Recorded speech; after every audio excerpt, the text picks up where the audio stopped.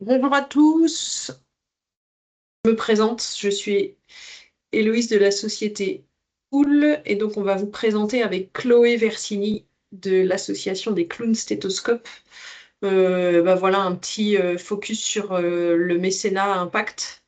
Qu'est-ce que c'est, autant pour les entreprises que pour les assos et ce que vous pouvez en retirer pour vous. Hop. Voilà, donc ça c'est nous. Moi je suis Héloïse, je suis la responsable des opérations chez OUL. Et donc, j'ai la chance de travailler et avec l'équipe commerciale et l'équipe service client et aussi l'équipe communication marketing en ayant bien entendu un pied dans l'équipe communauté des assos. Je vais vous présenter après qui on est et ce qu'on fait. Vous avez nos coordonnées ici. Et aujourd'hui, on a la chance de co-animer ce webinaire avec Chloé. Je te laisse te présenter. Donc, moi, je suis Chloé Versini, je suis responsable du mécénat de l'association Les Clowns Stéthoscopes. Donc, Les Clowns Stéthoscopes, c'est une association donc, de clowns professionnels en milieu de soins qui intervient dans 8 services pédiatriques de la Gironde et 5 EHPAD également. Et moi, je suis en charge donc de toute la stratégie mécénat. Ça va autant des subventions publiques jusqu'aux relations entreprises, donateurs, actions solidaires, relations avec les autres associations. Et ça fait 4 ans qu'on est partenaire et qu'on travaille main dans la main, notamment avec Héloïse, sur la question de l'économie sociale et solidaire, de comment faire des projets de coopération associative entre entreprises de l'ESS et associations. Voilà. Ok, merci Chloé. Donc, je vais vous présenter nous qui on est. Donc, nous, on s'appelle OUL. Nous sommes une entreprise de l'économie sociale et solidaire et nous sommes basés à Bordeaux. Vous voyez un zoom sur l'équipe. Donc, toutes les équipes, enfin presque, parce qu'on a des gens quand même qui sont positionnés sur Toulouse et Nantes, mais toutes les équipes, si vous voulez changer avec quelqu'un chez OUL, on est vraiment tous dans les mêmes bureaux. Et qu'est-ce qu'on fait? En fait, aujourd'hui, on est l'unique offre solidaire sur le marché du chèque cadeau. Donc, je ne sais pas si certains d'entre vous ont déjà reçu ou voient ce que c'est que le chèque cadeau. La majorité des gens, souvent, le reçoivent à Noël. Et donc, nous, on s'est positionné là et on est l'unique offre solidaire pour différentes façons. Mais à chaque fois que vous allez dépenser, activer, utiliser votre chèque cadeau dans l'enseigne que vous souhaitez, en plus, vous allez générer un don gratuit pour l'association de votre choix, mais le don ne mange pas le montant du chèque cadeau. Donc, prenons l'exemple d'un chèque cadeau de 100 euros à Noël. Vous allez recevoir 100 euros. Vous allez par exemple pouvoir dépenser 100 euros à la Fnac. Et en plus, vous allez générer un don entre 3 et 5 euros. Je prends l'exemple des clowns stéthoscopes. Vous aurez le sentiment d'avoir dépensé 103 euros. Le don ne mange pas le chèque cadeau, le montant du chèque cadeau. Donc, on vend. Chez OUL, il y a une bonne partie des équipes qui a vraiment des postes de commerciaux où on démarche donc les entreprises et plus particulièrement les CSE d'entreprise pour vendre notre solution de chèque cadeau. Donc on fait chèque cadeau, chèque culture. Le chèque culture est le cousin du chèque cadeau. Donc le fonctionnement elle-même, néanmoins, il est restreint uniquement sur les enseignes culture, mais le montant est déplafonné. Contrairement au chèque cadeau, sachez que le chèque cadeau est plafonné par l'URSSAF, hein, c'est très réglementé. On est aussi sur le marché de tout ce qui est opération incentive cadeau d'affaires dans des entreprises où il y a des challenges commerciaux, où le meilleur commercial du mois, ou celui qui a passé le plus d'appels, parfois ils sont récompensés avec cette solution de chèque cadeau. Et enfin, on a mis en place à la fin de l'année, on a le calendrier des digital solidaires. Les entreprises nous achètent ce produit. Tous les jours, les salariés peuvent jouer sur les 24 jours de décembre et gagner un chèque cadeau ou un chèque culture. Voilà, en gros, nous, notre activité, ce qu'on fait chez Cadeau, on dit qu'il est multi-enseigne, c'est câble. Il est vraiment solitaire de 3 façons. Donc, à chaque utilisation, ça génère un don gratuit. Tout ou partie du montant du chèque cadeau est transformable en don. Si je garde mon exemple de 100 euros à Noël, vous allez bien pouvoir dépenser, par exemple, 50 euros à la Fnac et flécher les autres 50 euros en don au clown stéthoscope. Et enfin, sur le marché du chèque cadeau qui est souvent invisible ou peu connu, ce sont les chèques cadeaux qui sont perdus. On appelle les montants de perdus périmés, les chèques cadeaux non utilisés, oubliés par les bénéficiaires. Et ça représente souvent des gros volumes, c'est autour de 10% par commande de chèque cadeau pour chacun des entités qui commandent. Chez OUL, on propose 3 solutions, soit on rembourse, l'entité qui nous a acheté les chèques cadeaux, soit il le garde en avoir chez nous parce qu'il va repasser commande ultérieurement, ou alors il souhaite le flécher en don à une ou plusieurs associations. Et nous, commercialement, c'est vraiment ce qu'on fait. On dit, c'est pas pour nous, c'est pas pour vous, fléchez-le à l'association de votre choix. Euh, voilà, par exemple, image, je vais vous donner l'exemple d'un chèque cadeau de 100 euros. Donc aujourd'hui, vous pouvez dépenser votre chèque cadeau où vous voulez. On a plus de 600 enseignes et 25 000 points de vente sur toute la France. Sachez qu'on a beau avoir des enseignes, des enseignes, des enseignes, les gens vont toujours dans les grandes enseignes. Et aujourd'hui, nous sommes côté association, nous sommes une plateforme de financement pour les associations, où on soutient toujours entre 120 et 130 associations sur toute la France. Donc on a des grandes associations de renommée nationale, bien sûr, mais on a aussi des petites et moyennes associations moins connues, mais qui font des trucs super sur nos territoires. Sachez que c'est chaque bénéficiaire du chèque cadeau, chacun soutient l'association qui lui tient à cœur. C'est pas l'entreprise qui a acheté les chèques cadeaux ou enfin l'entité acheteuse ou le CSE, c'est vraiment le salarié au moment où il va choisir dans quelle enseigne il va utiliser son chèque cadeau, à quelle association il va faire son don. Aujourd'hui, Oul va avoir 7 ans en septembre. On a un peu plus de 400 clients et ça, c'est la majorité enfin, un zoom sur nos clients actuels. Alors, le sujet des chèques cadeaux aujourd'hui dans les entreprises est en très, très grande majorité traité par les entités CSE. On vend sur des structures plus petites ou quand il y a beaucoup d'entités sous une holding, on passe directement par la direction, les RH ou les chargés RSE. Mais en grande majorité, à qui on vend, ce sont les élus, les CSE au sein des structures. Donc, je vais prendre l'exemple ici de la LPO. Parce que c'est un très bon exemple. Donc, la LPO, qui est une grande association nationale avec des centaines et des centaines de salariés, peut-être que si juste nous, à notre échelle, je pense qu'on va aborder 700 ou 800 salariés sur toute la France. Donc les CSE-LPO offrent des chèques cadeaux aux salariés. Donc ça fait plusieurs années, je pense maintenant au moins 3 ans, ils utilisent notre solution de chèque cadeau à Noël. Donc les salariés LPO reçoivent un chèque cadeau à Noël pour eux et pour leurs enfants. Je pense qu'il y a différentes commandes. La LPO est une vraie tribu très engagée parce que la grande majorité des salariés flèchent le don à la LPO, qui est une association bénéficiaire sur notre plateforme. Et en plus, sachez que la LPO a une boutique en ligne, donc ça s'appelle la boutique LPO, qui est la marketplace spécialisée de la graine pour oiseaux, du nichoir ou tout ce que vous voulez. Et en plus, ils transforment leur chèque cadeau dans leur boutique. Donc, cette structure est vraiment triplement bénéficiaire de notre solution solidaire et on est très content. Et c'est une des raisons pour laquelle nous, en tant que structure de l'ESS, on a l'obligation de mener notre comité de direction élargie, notre comité ESS, et il y a 2 élus du CSE-LPO national qui font partie de ce comité, ainsi que Chloé qui est là avec nous. Le zoom que je souhaitais faire aussi pour revenir sur le sujet du mécénat, aujourd'hui on dit que Oul est une des solutions innovantes pour le mécénat d'association. Donc s'il y a sur cette histoire de dons gratuits au moment où les salariés vont utiliser leur chèque cadeau, les salariés peuvent faire le choix de choisir qu'une somme soit fléchée pour une association, de ne pas dépenser l'entièreté du montant de leur chèque cadeau. Mais un des gros volumes, ce sont les chèques cadeaux non utilisés. Et donc, nous, commercialement, ce qu'on dit avec nos clients, c'est il vous reste quelques milliers d'euros souvent de chèques cadeaux non utilisés, fléchez-le auprès d'une association. Et là, c'est un de nos très grands clients chez nous, ce qui est le CSE APAV, une entité de la PAV AEF, qui avait plus de 44 000 euros de chèques cadeaux non utilisés, et ils ont voté l'entièreté du montant en dons pour les associations. Et donc, il faut savoir qu'ils sont plus de 10 000 salariés, donc il y a 50 élus au sein du CSE. Et donc, chaque élu, ils avaient choisi une liste de 5 ou 6 associations et chacun a voté sa priorité.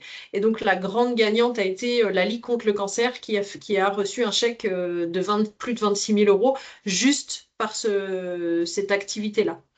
Et donc, c'est vraiment, là, je pense que c'est vraiment quelque chose d'important chez nous de travailler sur cet axe innovant de mécénat. il y a une première source à l'activation des chèques cadeaux, mais il y a vraiment aussi ce sujet des chèques cadeaux non utilisés. Sachez que les autres prestataires sur le marché du chèque cadeau restent, enfin, je ne peux pas dire flous, mais souvent ne sont pas aussi transparents sur les données de l'activation des chèques cadeaux, mais surtout bloquent en disant soit on vous rembourse peut-être, soit on vous le garde en avoir, mais nous sommes les seuls aujourd'hui en France à proposer ce fléchage en don à une ou plusieurs associations. Voilà. Je passe donc la parole à Chloé. Merci Héloïse. Donc moi je vais vous présenter un petit peu l'association des clowns stéthoscopes. Donc Stéphanie, je pense que tu peux mettre la slide d'après. Voilà, donc nous, ça fait 26 ans que cette association existe. Moi, ça fait 7 ans que je suis responsable du mécénat. Et nous, la particularité de notre association au sein de la structure hospitalière, c'est que nous, on est professionnels et on défend le métier de clown hospitalier en milieu de soins professionnel. 9/10 des associations de l'hôpital des enfants sur Bordeaux, notamment l'hôpital Pellegrin, sont des assos bénévoles qui font un travail extraordinaire, avec qui on travaille main dans la main, mais du coup, qui ne sont pas rémunérés pour leurs actions. Nous sommes là, donc les duos de clowns sont là toutes les semaines. Nous travaillons en collaboration avec le personnel soignant, donc nous sommes partenaires de soins. Nous sommes l'une des seules associations à être là tout l'été, les jours fériés. Les comédiens sont là le 25 décembre, le 1er janvier. Il y a un vrai engagement associatif chez nous. Et aujourd'hui, donc, nous sommes 3 au niveau du mécénat et 5 en admin. Et nous avons un budget de 370 000 € par an à trouver, ce qui est quand même beaucoup, pour payer ces interventions de clowns professionnels. C'est-à-dire que concrètement, demain, je me casse la jambe, il n'y a plus d'argent, il n'y a plus de clown à l'hôpital. Donc, nous, c'est pas pour du matériel de soins ou des accessoires ou des choses comme ça, c'est vraiment pour payer des interventions uniques auprès des publics en situation soit de handicap, soit de vulnérabilité. Voilà un petit peu les missions qui nous tiennent à cœur et les principales missions de l'association, à savoir que les clowns en milieu de soins souvent sont associés uniquement le public envers les enfants. Nous disons que nous sommes là et c'est très important pour 5 publics. À la fois, du coup, les enfants hospitalisés, mais également leurs proches et leurs familles. C'est très important pour nous. Le personnel soignant fait partie de ce qu'on appelle la qualité de vie au travail, parce qu'on fait partie des soupapes de décompression qui amènent un peu de poésie, un peu d'air frais de l'extérieur au sein de la structure de l'hôpital où le climat est encore assez anxiogène. Et nous sommes également là pour les résidents EHPAD et pour les aidants, à savoir qu'il y a plusieurs. C'est un métier à temps plein, hein, le métier d'aidant, et qu'il y en a des millions en France qui ne sont pas entendus, respectés, qui quittent leur boulot. Enfin voilà, nous c'est le 5e public qui on est très très à l'écoute de ces gens-là qui font un travail aussi formidable. Et également, dans tout ce qui est un peu plus large, c'est vraiment, comme je vous disais, promouvoir le métier de clown en milieu de soins, où c'est un vrai métier qu'on défend avec une vraie expertise professionnelle, et pérenniser les partenariats, les relations partenariales et les amis de l'association, toujours dans un souci d'éthique. Nous, notre stratégie de mécénat est basée à 100% sur l'éthique, que ça soit au niveau de l'admin, de mon conseil d'administration ou du reflet avec notre équipe de bénévoles. Ok. Donc, le but de ce webinoul, c'est de faire un... Donc, c'est un webinaire de houle, on appelle ça les webinouls. Sachez que si on fait des séminaires, on les appelle les séminouls. Le but, voilà, c'est de faire un refresh un peu ou de redonner quelques billes sur qu'est-ce que le mécénat avec les différentes formes et le témoignage de Chloé au niveau de son asso avec des exemples très concrets et de voir que la mise en place est très facile et accessible à tout le monde et que vous puissiez repartir à la fin avec cette présentation et un plan d'action si vous souhaitez en tant qu'entreprise ou en tant qu'association pouvoir le mettre en place. Donc non, le mécénat n'est pas que dédié aux entreprises du CAC 40. D'ailleurs, je crois que c'est 97% aujourd'hui des entreprises mécènes sont des TPE, PME. Souvent, ce sont des petites structures qui ont un lien avec l'association qui le finance. 1 € est très utile pour faire du mécénat et c'est pas la peine de faire des chèques de 10 000 ou 100 000 euros, pas du tout. Il y a des mécènes qui font une fois un don de 500 € et ça marche très bien. Souvent, c'est dû à la posture du chef d'entreprise. C'est souvent l'entreprise ou le dirigeant de l'entreprise, quelle que soit la taille de la structure, qui va influer ce mécénat en interne. Donc, il n'y a pas besoin d'avoir beaucoup d'argent, c'est quelle que soit votre taille. Et bien entendu, il n'y a pas que le mécénat financier. Euh, donc, il n'y a aucune obligation hein, pour les entreprises de mettre en place du mécénat, mais il y a quand même, bien entendu, un avantage fiscal pour l'entreprise. Et sachez que le mécène, ça peut être au nom d'une personne ou en une entreprise, enfin voilà, une personne physique ou morale.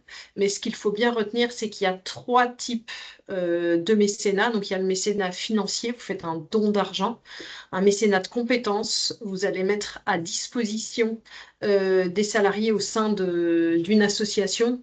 Et enfin, du mécénat en nature, vous allez faire un don de matériel auprès de l'association. Est-ce que là, Chloé, je te laisse... Oui, absolument. Ouais. C'est très important ce que tu viens de dire, Héloïse, c'est qu'en fait, les gens pensent mécénat, c'est systématiquement du financier. Or, pas du tout. Moi, je vais vous donner. Donc, bon, le financier, vous savez ce que c'est. C'est un don en argent désintéressé, sans contrepartie probante. Au niveau du mécénat de compétences, il y a aujourd'hui, vous avez énormément de grosses boîtes du type Orange, AXA qui développent à fond le mécénat de compétences, à la fois pour leur image de marque et à la fois pour la qualité de vie aussi des personnes qui travaillent dans ces entreprises.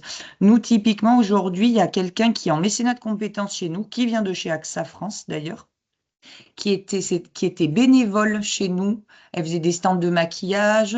Humainement, on a une équipe super, on s'adore. On a passé beaucoup de temps ensemble. Et il y a un an, elle m'a demandé, Chloé, j'ai 3 ans à tirer pour ma fin de carrière.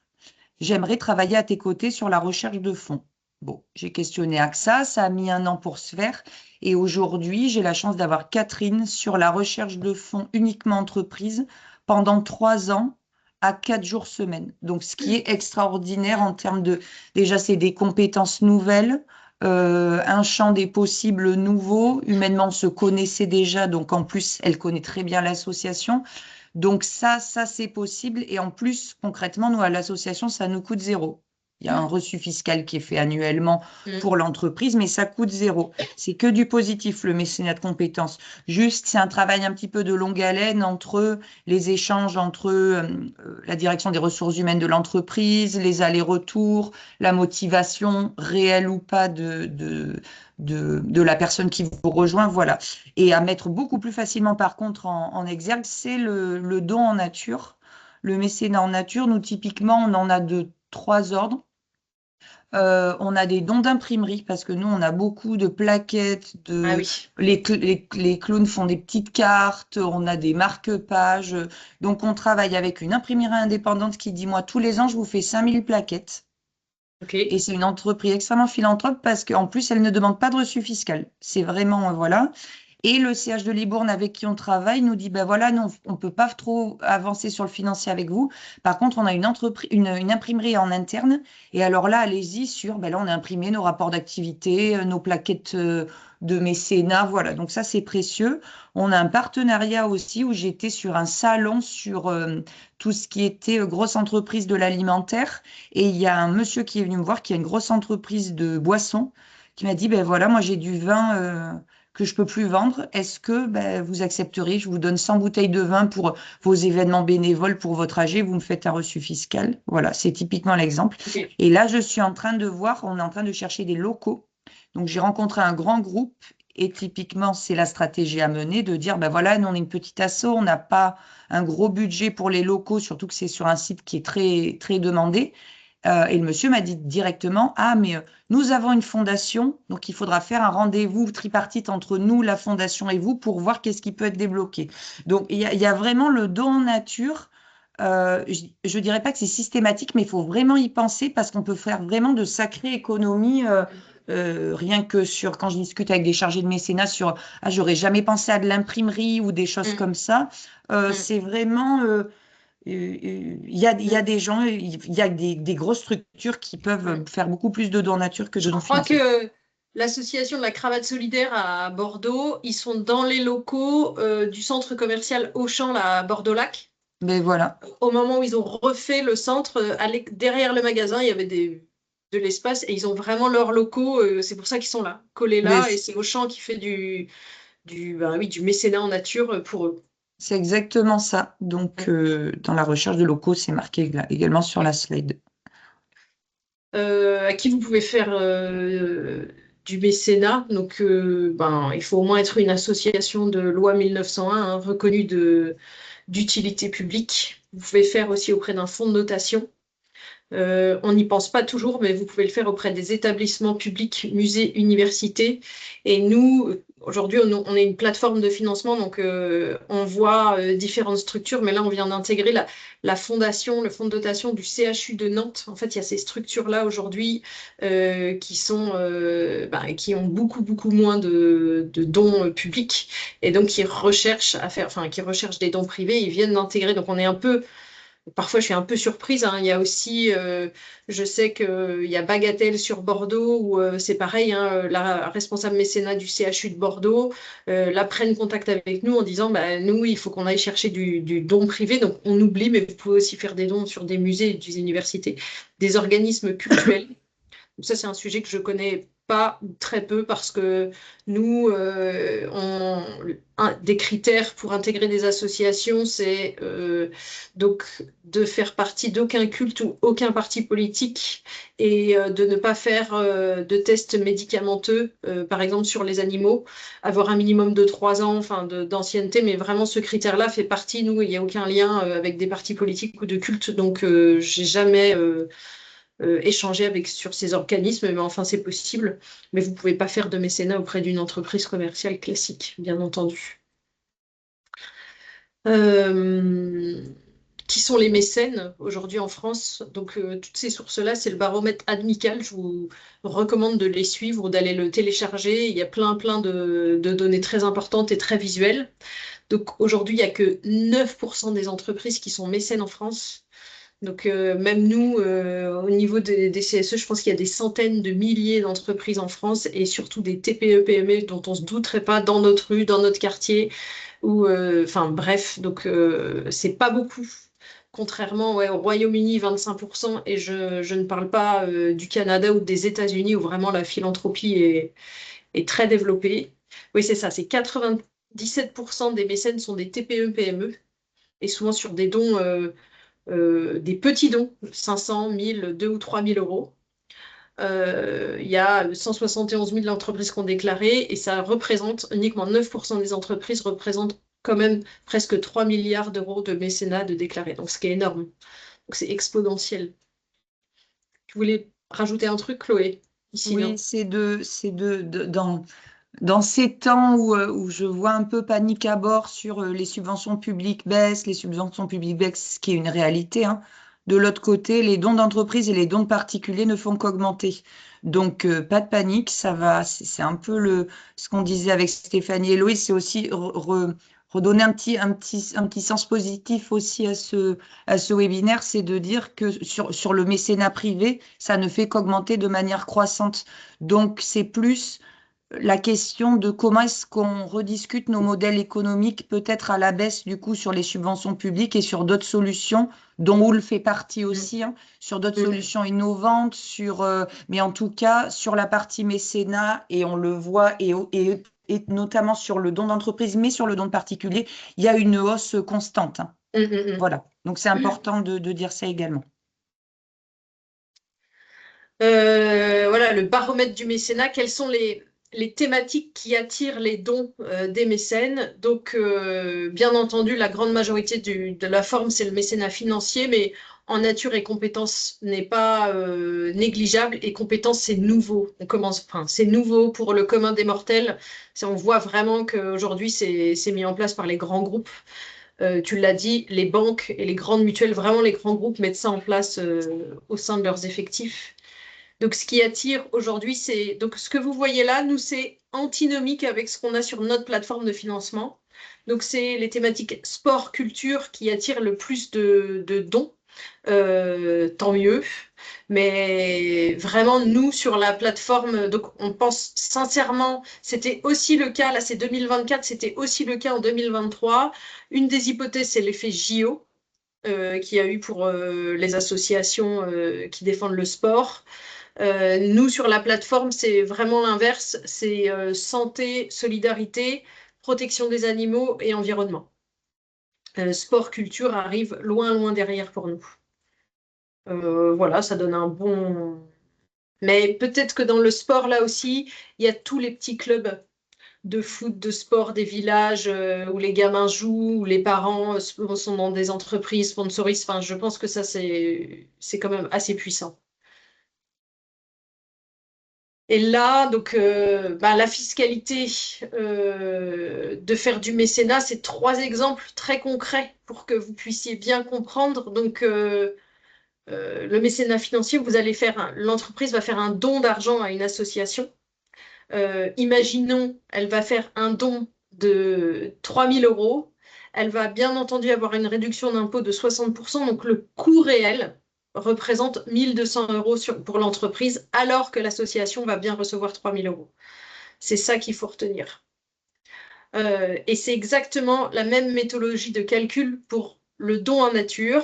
Donc, si une entreprise de mobilier donne des chaises et des bureaux d'une valeur de 5 000 euros, par exemple, elle va avoir une réduction d'impôt de 60%. Donc, le coût est pareil, 6 fois 5, 30, voilà. Donc, ça va lui coûter 3 000 euros, alors que la valeur donnée à l'association va être de 5 000 euros. Et c'est pareil pour le don, le mécénat de compétences. Une entreprise met à disposition un salarié pour 10 jours, je sais pas moi, pour remettre à jour le site internet, pour aider une association voilà, à créer son site internet. En fait, il y a aussi une réduction d'impôt de 60%. Donc, ça ne va coûter à l'entreprise que 1 800 euros, alors que l'association va bénéficier d'une mise à disposition d'une personne pendant 3 jours pour 3 000 euros. Et 3 exemples très concrets pour comprendre comment ça fonctionne. C'est assez simple, quel que soit le type de mécénat.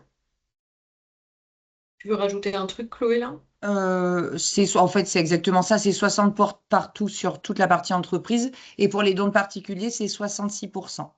Voilà, Ok, pour que vous sachiez sur ouais, la réduction d'impôt. ouais. Les leviers pour qu'une entreprise, un mécène mette en place du mécénat en interne.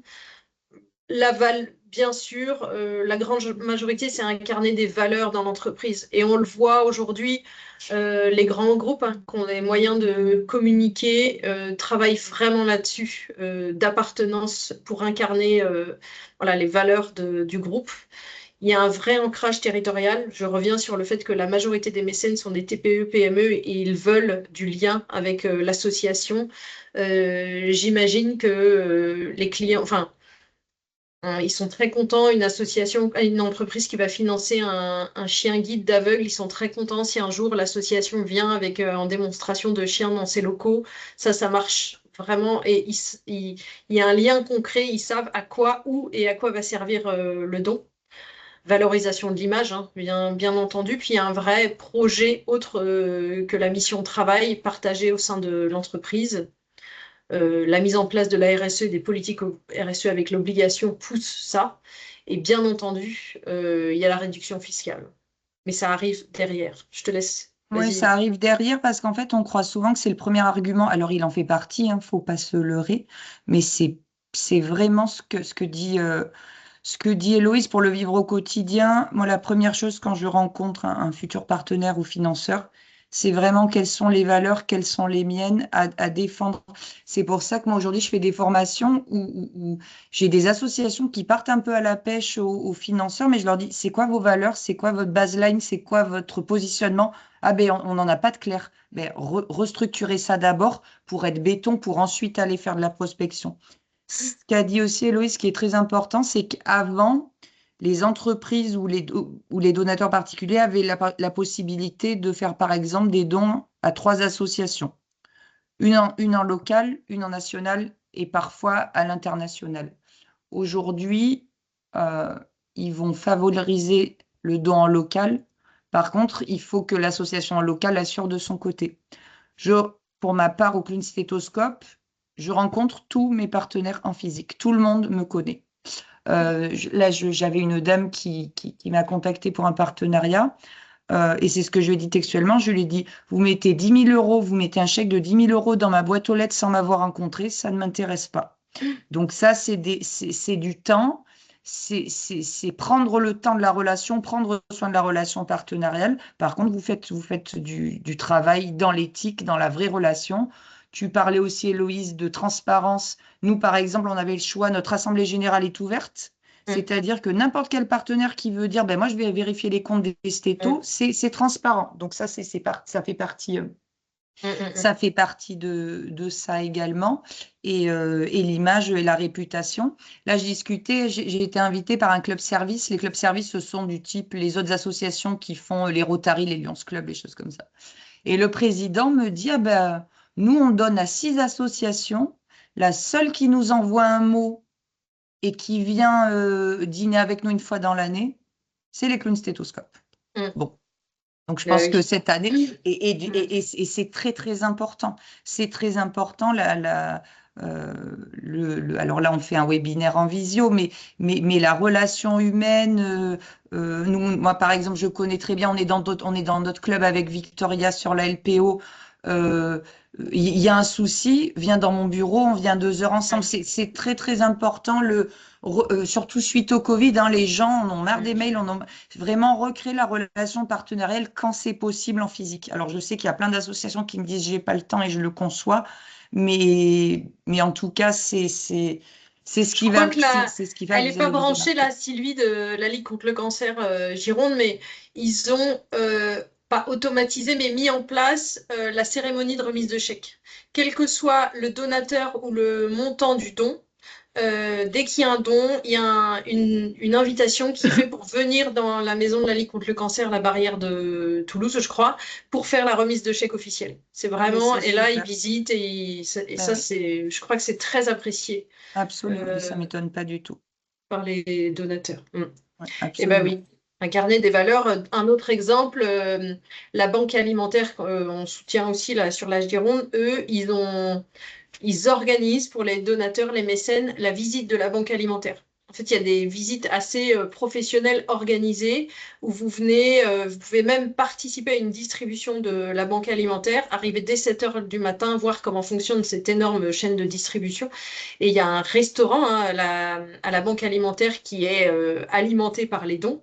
Et donc, vous pouvez vous manger le midi. Enfin voilà, il y a vraiment un événement qui est fait pour les mécènes. C'est assez cool. C'est ça. Et après, vous pouvez mettre en place aussi au sein de vos assos des opérations de team building. Ça fonctionne très Ouais, bien. c'est vrai. Nous, on le fait avec AXA et Veolia en fait. Donc, nous, on a des stands de paquets cadeaux, les bénévoles des clowns stéthoscopes.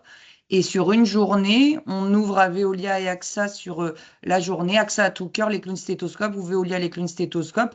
Qui veut bien donner de son temps libre? Ça fait de la bonne communication. On a les mêmes valeurs.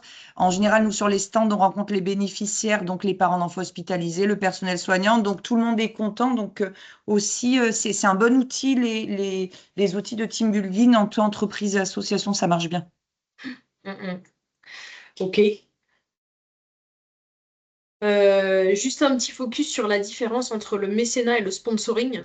Parce que le sponsoring, le meilleur exemple que je peux vous donner là, c'est vous avez sûrement regardé un match de Roland-Garros ou la finale, et vous avez vu sur les bannières autour des terrains BNP Paribas. Donc ça, c'est du sponsoring, c'est pas du tout du mécénat. Donc là, c'est vraiment ils payent pour être visible au moment du tournoi. C'est une vraie dépense. La charge est déductible, ok, mais il n'y a aucune contrainte et les contreparties sont faites. Si vous voulez, après Roland-Garros va mettre à disposition des places pour certains tournois, mais c'est un vrai coût pour l'entreprise. C'est pas du mécénat. Je ne sais pas si j'ai été claire sur ma définition. Contrairement au mécénat, donc là c'est un don donc pour un projet d'intérêt général. la contrepartie est limitée à 25% du don. Donc là, c'est des contreparties raisonnables. Je te laisserai donner ton exemple, Chloé, sur le spectacle. Et bien sûr, il y a la réduction fiscale avec un reçu fiscal. Oui. J'insiste sur les contreparties, en fait, parce que si vous regardez la loi Ayagon, qui est la loi qui génère la structuration au niveau du mécénat don de particuliers à entreprises, ils mettent sur le don d'entreprise contrepartie raisonnée, raisonnable, entre guillemets.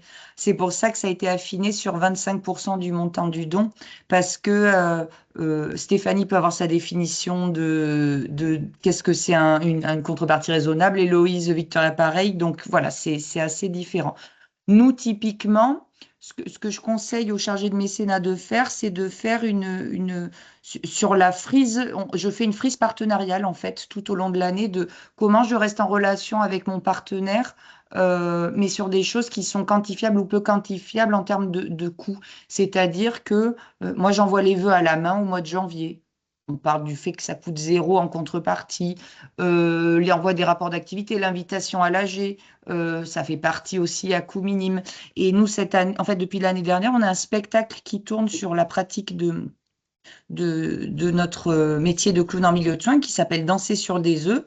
Et ce que je fais, c'est que j'ai 10 places à disposition en invitation partenaire. Mais moi, j'ai la place à 8 euros. Vous voyez bien que si un partenaire me fait un don de 500 ou 1000 euros, on reste dans une contrepartie non pas raisonnée, mais extrêmement raisonnée. Donc voilà. Et ça permet quand même d'entretenir et de faire vivre la relation partenariale. Alors, qu'est-ce que vous risquez? Concrètement, pas grand-chose, sauf si vraiment vous faites des choses démesurées.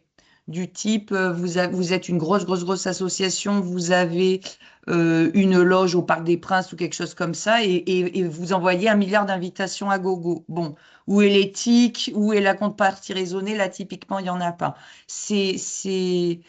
Je, c'est très rare, hein, c'est très rare parce que, alors soit ça se sait pas, mais des cas de contrepartie déraisonnée, ça fait longtemps que j'en ai pas entendu parler. Donc quand même, les associations jouent le jeu et c'est tout dans leur but, hein, de toute façon.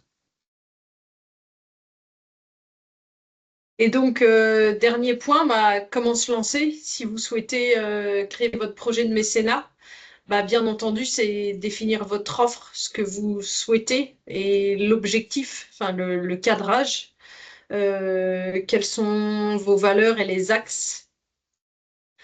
Faire une veille, bah oui, de regarder ce qui existe autour de vous. Et votre frise, pour reprendre le terme de Chloé, mais votre plan d'action sur bah voilà, sur votre calendrier. Vous avez bien sûr un budget ou pas, mais c'est plus intéressant avec un budget. Et créer des outils de com, ça c'est vraiment important. Nous, on le voit, la communication dans les associations est le parent pauvre. Mais il faut vraiment communiquer soit en interne de votre structure et en externe. C'est demandé, nous, d'expérience de Houle, c'est demandé et par les associations de pouvoir communiquer ou de leur fabriquer leur communication et par les clients, les mécènes. Sur l'exemple que je vous ai montré, le chèque qu'on a remis à la Ligue contre le cancer, bah là, notre client, on leur a pas fabriqué leur com, mais ils étaient très contents qu'on communique en leur nom sur nos réseaux pour valoriser leur action. Et ça, on le voit vraiment, mais c'est très important la communication. Et il y a des codes, hein, très précis. Valider ou valoriser vos ressources en interne. On ne doute pas le volume de ressources qu'on peut avoir et de motivation que ça peut générer. Ça, c'est très, très important. Et ben, trouver le partenaire, bien entendu, que ce soit des deux côtés. Je te laisse la parole, Chloé. Oui, absolument. C'est que ce qui est très important et ce qui est dit ici, et ce qu'on disait précédemment, c'est de dire quelles sont les valeurs de ma structure? Il faut être vraiment béton au niveau de qu'est-ce qu'on apporte, à quel besoin on répond, quel est le contexte. Enfin, voilà, ça, c'est vraiment tout un travail en amont. Et après, quel type de stratégie de mécénat je veux mettre en place? Nous, au Clown Stéthoscope, sur notre partie mécénat, sur notre site internet, si vous voulez aller voir, c'est marqué noir sur blanc et j'ai même demandé à le faire surligner en rouge. Les clowns stéthoscopes ne pratiquent pas le démarchage commercial. Parce qu'il y a Ouais. d'autres associations de clowns qui ne font pas la même chose que nous, qui font du clown Mm, d'animation, qui font mm, du démarchage commercial. Et nous, on a un souci d'image, c'est que parfois, ils nous confondent. Et ce qui est mm. drôle, c'est que parfois, ils appellent des partenaires à nous en disant, ah ben, et ils me disent, mais non, on est déjà partenaire avec les clowns stéthoscope et on les connaît très bien, on connaît Chloé, donc ça ne nous intéresse pas. Donc c'est là où je suis contente quand même du travail. Et après, sur l'aspect valider ses ressources internes et mobiliser ses équipes, j'ai beaucoup de chargés de mécénat qui me disent, ah mais moi, je n'ai pas les capacités d'aller voir Veolia, Dassault, comme on disait au début du webinaire avec Héloïse. Euh, à part sur des contacts extrêmement privilégiés que je peux avoir et ils sont rares, je n'ai jamais, si ça peut vous rassurer au bout de 7 ans, je n'ai jamais la bonne personne en direct. Jamais. C'est-à-dire que nous, on appelle ça dans le jargon la stratégie des cercles. La stratégie des cercles, c'est une stratégie qui est éthique, pour nous en tout cas, les responsables de mécénat, qui est de quel est votre bilan interne au niveau de votre association, mon CA, mes bénévoles, mes salariés. Vous partez du principe où chaque personne, à tous les niveaux qui soient, peut vous donner 3 contacts. Nous, on parle 3, c'est vraiment pas beaucoup. Il y a des assos qui montent jusqu'à 10. Je trouve ça, bon, déjà, il faut les traiter aussi. Et vous partez des 3 contacts. Ça peut être le comité des fêtes qui dit on fait une soirée, je sais pas quoi, on vend des crêpes pour vous. Ça peut être mon mari travaille dans telle entreprise, je vais te donner le contact du CE. Bon, voilà, il y a 1 milliard de choses. Et au fur et à mesure de l'étendue de cette stratégie des cercles, c'est là où vous allez aller sur des plus grosses structures. Et encore, est-ce vraiment l'objectif final? J'ai pas rebondi en début de webinaire, mais c'est important pour moi de le dire.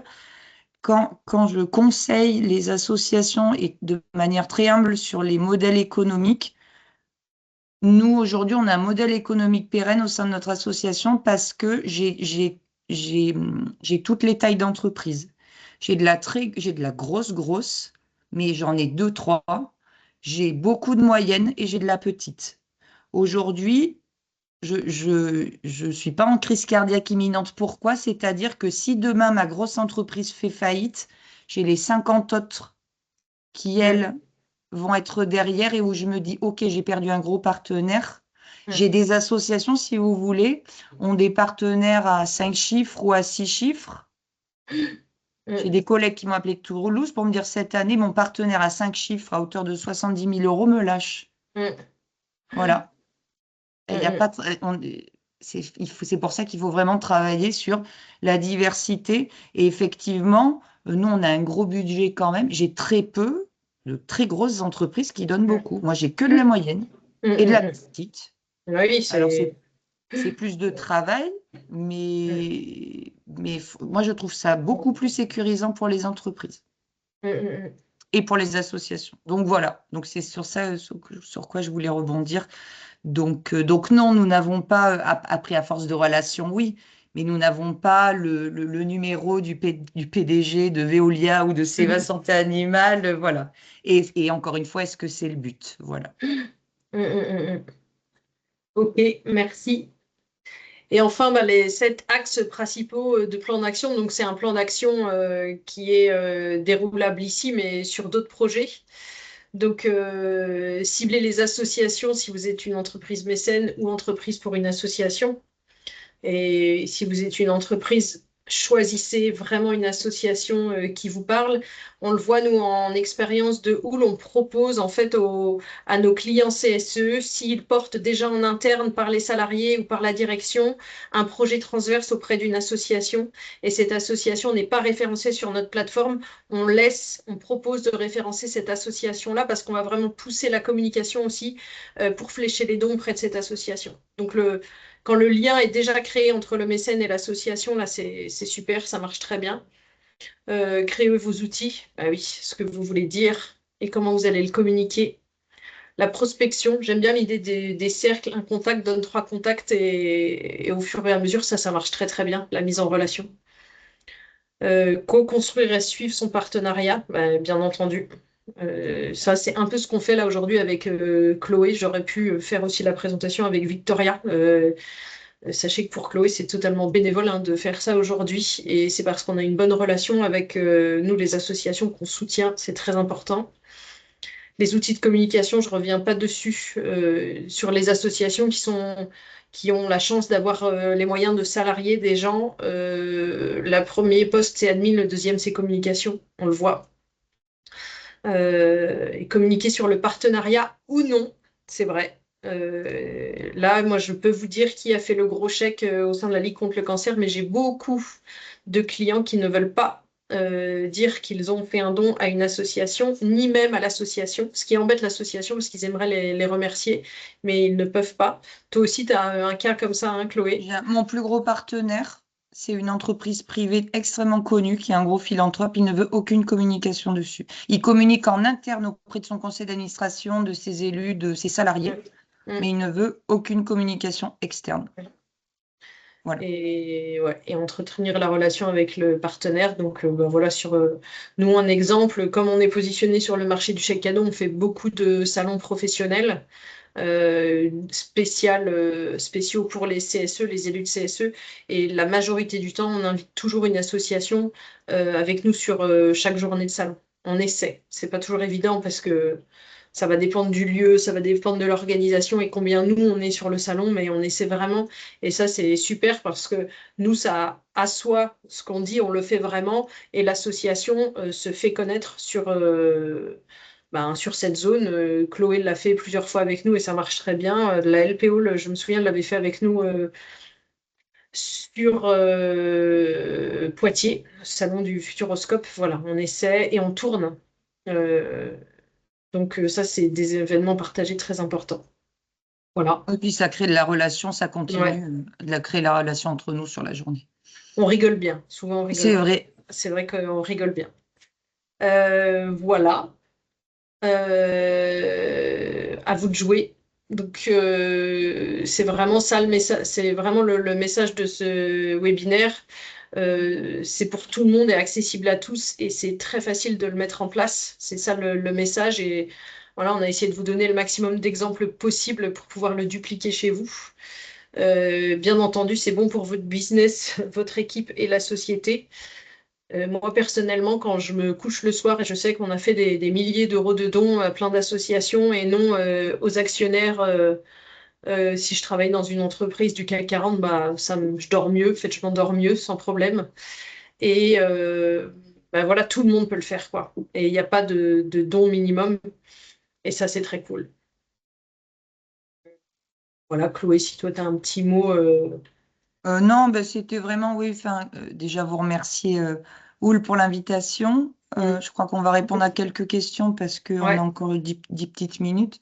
Mais oui. c'était, voilà, vraiment partir sur un élan positif de non, tout ne va pas s'écrouler. Hmm. Après le Covid, il y a plein d'assauts qui se sont relevés.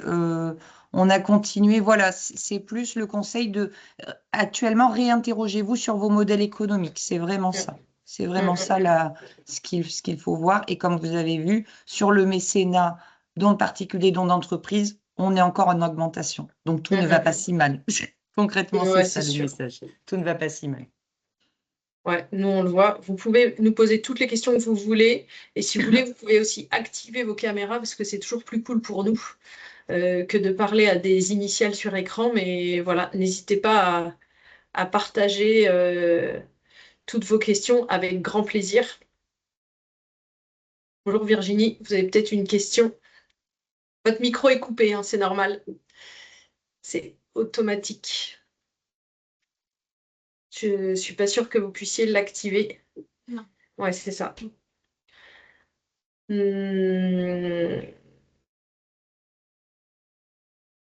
N'hésitez pas, enfin, j'espère que ça a été utile, que nous, notre mission, c'est vraiment ça, c'est de toujours essayer de positionner notre offre au maximum pour dégager toujours plus de dons auprès des associations. On a, on se positionne comme une solution innovante hein, en tant que plateforme de financement pour les associations. Aujourd'hui, en France, il y a une petite trentaine de plateformes de financement pour les associations. Vous connaissez sûrement l'arrondi en caisse ou l'arrondi sur salaire. Ça fait partie de nos cousins ou un rien c'est tout quand vous achetez un billet de train. Je l'ai vu encore hier. Vous pouvez donner un euro supplémentaire. Vous avez sûrement peut-être entendu parler de Captain Cause ou des solutions comme ça. Enfin, il y a quand même pas mal de solutions. Il y a des applis aussi si vous marchez en équipe, enfin, il y a plein de sujets pour faire des dons. On met à disposition ce dossier-là hein, de benchmark. Euh, voilà, pour ben, vous aider et toujours. Parce que moi, mon credo aussi, c'est qu'à un moment dans votre vie, vous aurez besoin d'une association, que ce soit pour vous, pour aller faire du sport, pour vos enfants. Si vous avez le malheur d'être hospitalisé ou un de votre famille, bah, je vous assure que si vous croisez une équipe de clowns, ça va changer tout le parcours.